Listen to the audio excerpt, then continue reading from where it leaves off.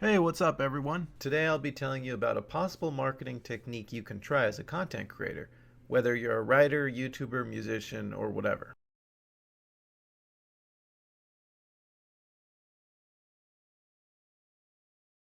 I'm sure there are other names for it, but I'm going to refer to it as the foil technique. This is based on the English class definition in which one character is contrasted against another in order to emphasize a certain trait of the latter character. So one's character serves as another's foil. Now, I want to be clear, I don't have any proof that Paramount Studios is doing this for their film Sonic the Hedgehog. The foil technique is a guerrilla marketing strategy that some suspect they may have implemented for Sonic, however, because movie studios aren't stupid. They're huge machines that have a reason for every action they take, especially when it comes to managing public reactions. In spring, Paramount Studios released the first Sonic trailer, and pretty much everyone hated it. But it did one thing right. It garnered a lot of attention, generating countless memes. It got fans emotional. It also forced Paramount to delay the movie's release. Today, Paramount Studios released a second Sonic trailer, and a lot of people really liked it, especially because they're comparing it to the first trailer.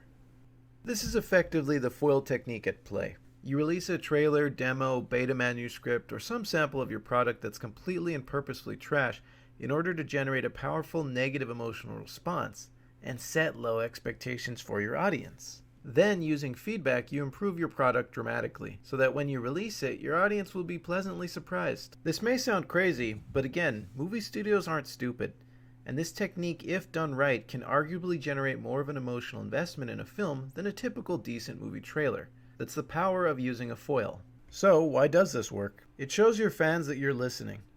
Successfully using this is contingent on making changes that your fans want. In this case, Paramount made Sonic look more like Sonic. When fans know that you're listening, they trust you more. Secondly, it generates strong emotional responses at several points. Initially, there's excitement at just knowing the sample exists in the first place. Then there's the sting of disappointment at the low quality. Finally, there's a positive reaction at the improved quality. Strong emotional reactions generate conversations and publicity, such as memes and social media chatter. And any publicity is good publicity, as they say. Finally, the audience feels vindicated when their feedback actually results in the changes they want. The foil technique implicitly tells the audience, you guys were right all along. This encourages emotional investment in your content because they know that the energy they put in will pay off. Now, there are some caveats. The foil technique is more effective if the audience already has an understanding of what the product should be, or at least a familiarity with the brand. People were open to the idea of a Sonic the Hedgehog movie, and they sure as hell knew it looked nothing like this. So if you're a brand new content creator with no platform, people won't have a hope for what your content should be. You can mitigate this by playing upon audience expectations, however. If you tell your audience you've got an awesome new thriller novel that's like James Bond on steroids, there's now an expectation of how great your content could potentially be. Additionally, you have to make people feel like they have a voice. Give them an easy way to post their feedback publicly. And you've actually got to improve the product or show evidence that it's getting improved. Fans won't have faith things will get better unless you can show you're making the changes, like with another movie trailer. And of course, you can get fans as hyped as you want, but the final version of the product still needs to be great. Otherwise, all you've done is establish yourself as someone who makes crappy content and does false advertising.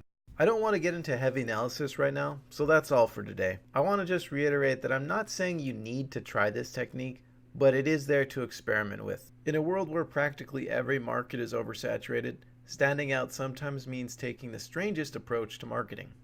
What do you guys think? Did Paramount use the foil technique as a clever marketing scheme? Or did they simply release a crappy movie trailer and improve it? If you're a content creator, would you ever consider using the technique? Let me know in the comments.